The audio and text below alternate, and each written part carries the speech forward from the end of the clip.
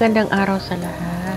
Nandito na naman kami sa Batangas. Mamalingki kami umaga alas 5:30 pa yan. Papunta na kami Nasugbu para mamalingki.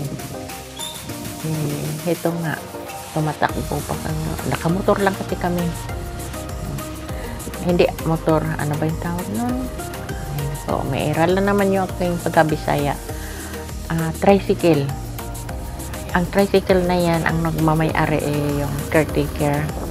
Alibhasa, walang driver na iba. Kaya ginagamit namin yung tricycle niya, ginagasolinahan. Makarating lang kami ng Nasugbu, Batangas.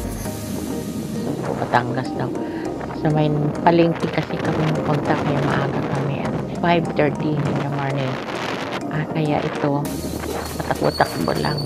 Napakalamig, nakalimutan ko pa naman yung aking jacket. Nagtitiis ako sa sobrang hangin, pero sige lang, makapag-video lang ako. Pero kasama ang palad, ay nako, ang pera nakalimutan namin. Papunta na kami ng palengke, wala pala kaming pera. Ano nga naman yung pangbili namin? Kaya doon huminto kami sa isang daanan, kaya nag-video na lang muna ako. Pinabalik ko yung tricycle, pero kami nagpaiwan kami doon sa daanan.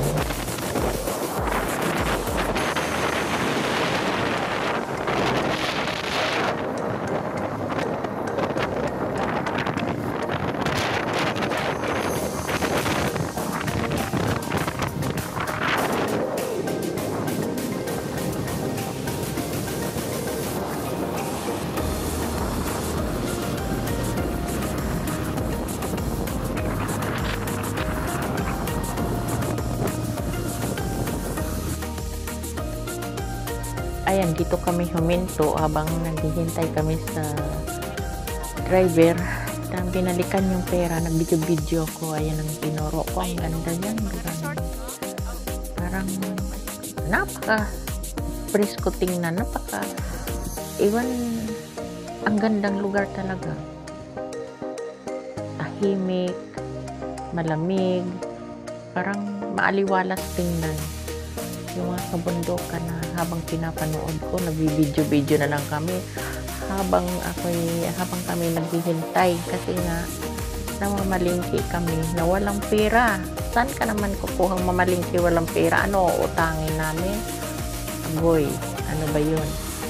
Kaya siguro naghihintay kami ng 10 minutes dyan, kasi medyo may kalayuan na mula sa tinitirhan namin na bahay. Kaya habang naghihintay, nagbe-video natin.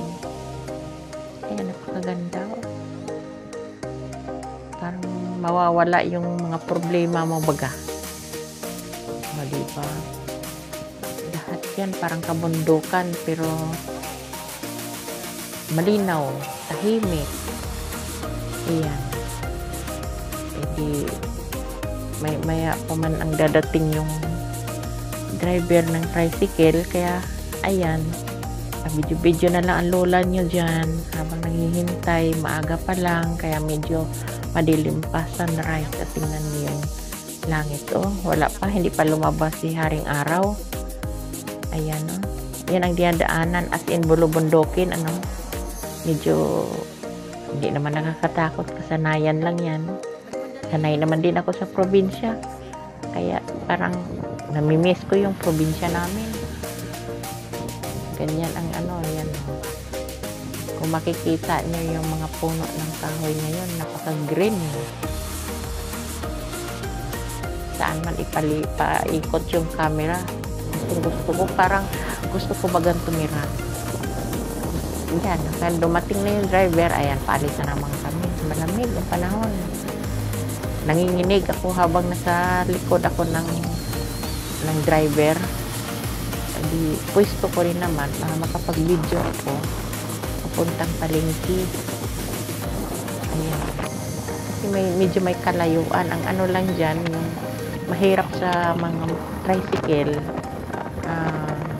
ang kalsada, ang daanan, dahil may pababa paakyat, parang hindi na niya makayanan.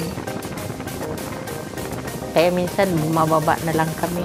Hindi ko lang nakukuhaan ng camera gawa nga ng nanginginig na ako sa lamig. Minsan pinuputol ko na lang yung video ko. Basta, yan na lang ang pinapakita ko sa inyo. Pasensyahan na lang tayo guys, ano. Pero ang pinapakita ko, napakagandang tanawin. Napakagandang lugar. Parang walang kamatayan pag ikaw nandyan. Makikita mo talaga yung view, napakaganda. Na ang view na yan na hindi mo makikita sa Maynila.